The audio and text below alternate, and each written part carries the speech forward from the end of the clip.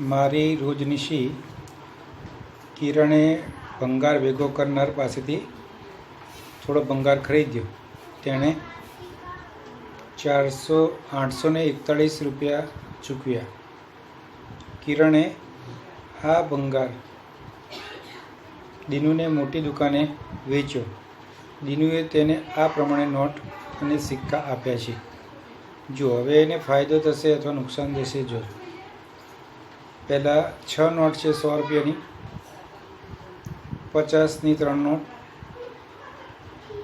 20ની 7 not, 10ની 6 not, 5ની 8 not અને 4 સિક્કા જે નીચે પ્રમાણે આપી છે. જુઓ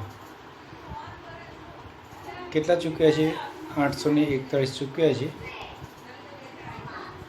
ચલો પહેલું 600 રૂપિયા કેવી રીતે થયા છે તમે જુઓ. 6 નોટ છે. અહીંયા આગળ 100ની 100 ગુણાકારમાં 6 એટલે 600 થયા છે.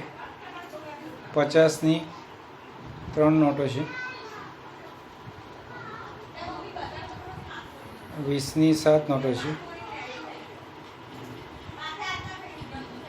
10ની 6 નોટો છે. 5ની 8 નોટો છે અને 1 રૂપિયાના 4 સિક્કા છે.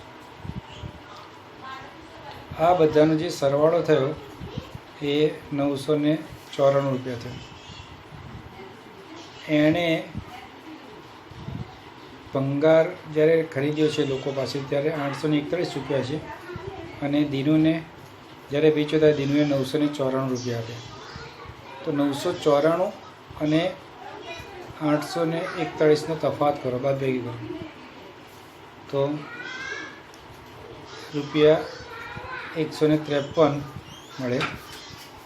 3 બાદબાકી 5 અને અહીંયા આગળ 1. તો આ રીતે 153 રૂપિયા એને ફાયદો થાય. 153 રૂપિયાનો ફાયદો થાય છે.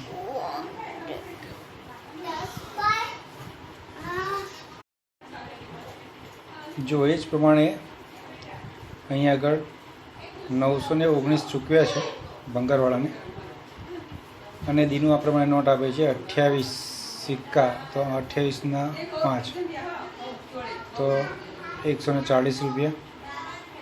100ની 5 નોટો એટલે ગુણ્યા 100 તમે 100 કરો એટલે 3 મળશે 500.